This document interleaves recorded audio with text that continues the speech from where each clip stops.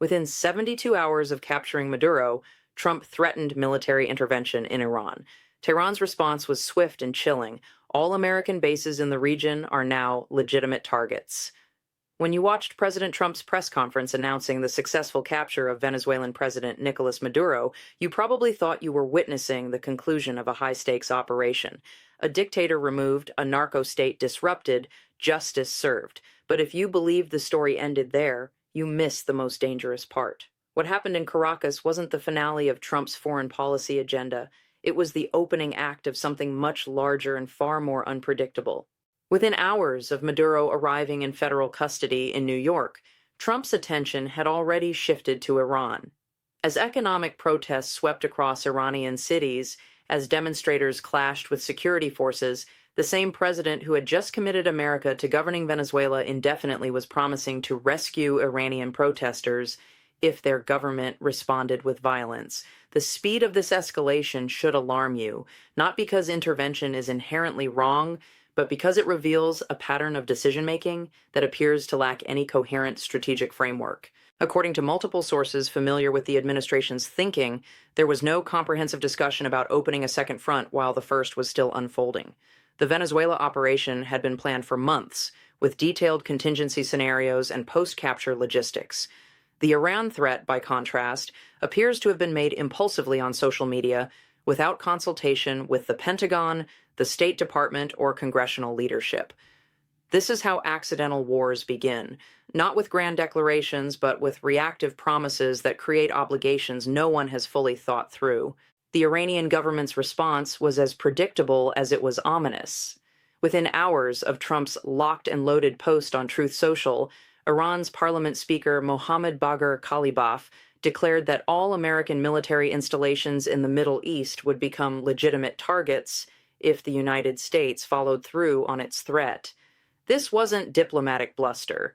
Iran has demonstrated repeatedly over the past decade that it has the capability to strike American positions across the region, from bases in Iraq to naval assets in the Persian Gulf.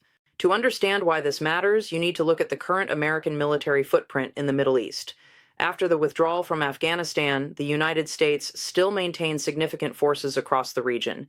There are roughly 2,500 troops in Iraq, 900 in Syria, thousands more in Kuwait, Qatar, and Bahrain. Naval assets patrol the Persian Gulf constantly. These are the targets Iran is now openly threatening, and they represent tens of thousands of American service members who could be caught in the crossfire of a conflict that escalated from a social media post. The broader context makes this even more concerning. Iran is not Venezuela. Venezuela was an isolated, economically collapsed state with minimal international backing and a military that folded within hours. Iran is a regional power with sophisticated missile capabilities, proxy forces across the Middle East, and alliances with Russia and China. An intervention in Iran would not be a quick extraction operation. It would be a full-scale military conflict with unpredictable consequences for global stability. Legal experts are raising questions about the constitutional authority for these commitments. The War Powers Resolution requires the president to notify Congress within 48 hours of introducing armed forces into hostilities and limits such deployments to 60 days without congressional authorization. Trump's promise to intervene in Iran, coming immediately after an unauthorized operation in Venezuela, suggests a pattern of bypassing these constraints entirely. Congress is supposed to be a co-equal branch of government with specific authority over declarations of war, but the current trajectory suggests the legislative branch is being systematically excluded from decisions that could define American foreign policy for years to come. The domestic political implications are equally troubling. Trump won the presidency on a platform that explicitly rejected foreign interventions and promised to bring American troops home. His base, the voters who put him back in office, were specifically voting against the kind of overseas commitments he's now making. Representative Marjorie Taylor Greene, one of Trump's most vocal supporters, has already broken ranks, calling his interventionist policies exactly what his movement was supposed to oppose. When you start losing your core supporters 2 weeks into your presidency, it signals a fundamental disconnect between campaign promises and governing reality. Intelligence sources describe a decision-making process that is alarmingly improvised. Unlike previous administrations that relied on structured policy reviews and interagency coordination, Trump appears to be making these commitments in real time, often in response to breaking news rather than strategic planning. The Iran threat reportedly came after he watched footage of protesters being beaten by security forces, triggering an emotional rather than calculated response. This reactive approach might feel decisive in the moment, but it creates cascading obligations that constrain American options for months or years to come. The resource allocation problem is becoming critical. Governing Venezuela requires significant American attention, funding, and personnel.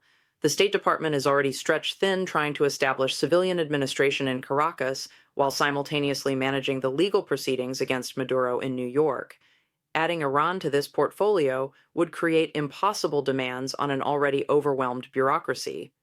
You cannot effectively intervene in two major regional powers simultaneously without massive increases in military spending, personnel deployment, and administrative capacity, none of which appear to have been planned or budgeted. Foreign policy experts are particularly concerned about the signal this sends to other authoritarian governments. If the United States can remove the president of Venezuela based on drug trafficking charges and then threaten Iran over protest crackdowns, what prevents similar action against any government that Washington finds objectionable? This precedent could destabilize international relations far beyond the Middle East and South America. Countries like Russia, China, and North Korea are watching these developments carefully, potentially accelerating their own aggressive actions while American attention is divided. The timing of these commitments is strategically problematic. Iran has been economically weakened by years of sanctions and internal unrest, but it's not diplomatically isolated. Russia and China have both expressed support for Iranian sovereignty, and any American intervention would likely be framed as Western imperialism rather than humanitarian intervention. Unlike Venezuela, where international reaction was mixed but manageable, an intervention in Iran would face united opposition from two nuclear-armed powers that are already competing with the United States for global influence. Military planners are privately expressing concerns about operational sustainability. The Venezuela operation was successful partly because it was limited in scope and duration, a targeted extraction that didn't require long-term occupation or conflict. Iran would be fundamentally different. The country has 84 million people, sophisticated air defenses, and proxy forces throughout the region. Any military action would likely trigger responses in Iraq, Syria, Lebanon, and potentially the Strait of Hormuz, through which 20% of global oil passes. The economic consequences alone could trigger a global recession. The protest movement in Iran presents a particularly complex challenge for American intervention. Unlike Venezuela, where there was clear opposition leadership seeking international support, the Iranian protests are largely leaderless and focused on economic grievances rather than regime change. American intervention could actually undermine the protesters by allowing the Iranian government to frame them as foreign agents. Historical precedent suggests that external military support for domestic uprisings often delegitimizes those movements in the eyes of their own populations. Congressional leaders from both parties are describing a sense of whiplash as they try to understand the administration's strategic priorities. The Senate was already struggling to process the implications of governing Venezuela when the Iran threat emerged. There are serious questions about whether Congress has been properly briefed on either commitment, and whether the legal authorities cited by the administration actually support the scope of action being contemplated. This isn't just about constitutional process. It's about whether the American people, through their elected representatives, have any input into decisions that could define their country's future. The domestic economic implications are starting to become clear.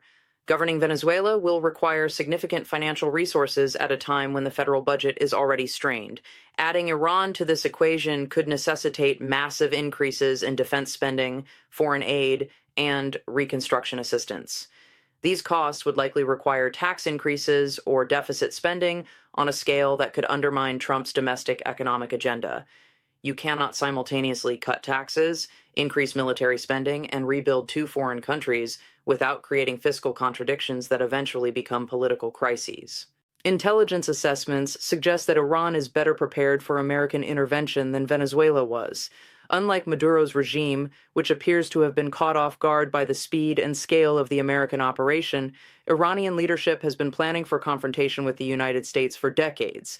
They have dispersed critical assets, hardened key facilities, and developed asymmetric response capabilities that could make intervention extremely costly, even if ultimately successful.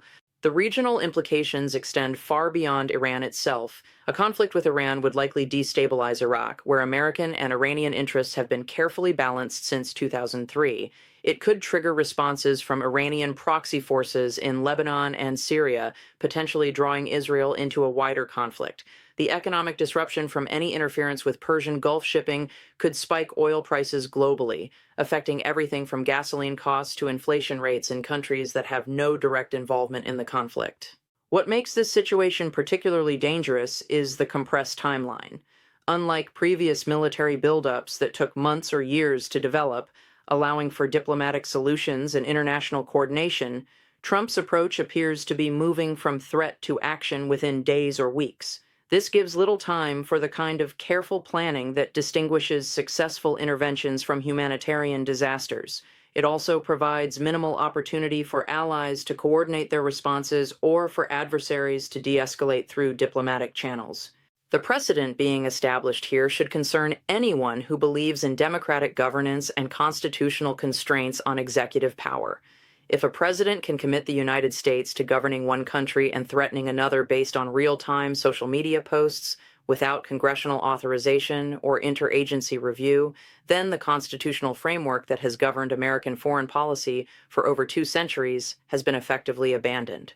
As this story continues to develop, the key question isn't whether Trump has the military capability to carry out these threats. He clearly does. The question is whether he has the institutional support, strategic planning, and long-term commitment necessary to manage the consequences of these actions. Because unlike campaign rallies or social media posts, military interventions create realities that persist long after the news cycle moves on. And right now, America appears to be creating more realities than it has the capacity to manage.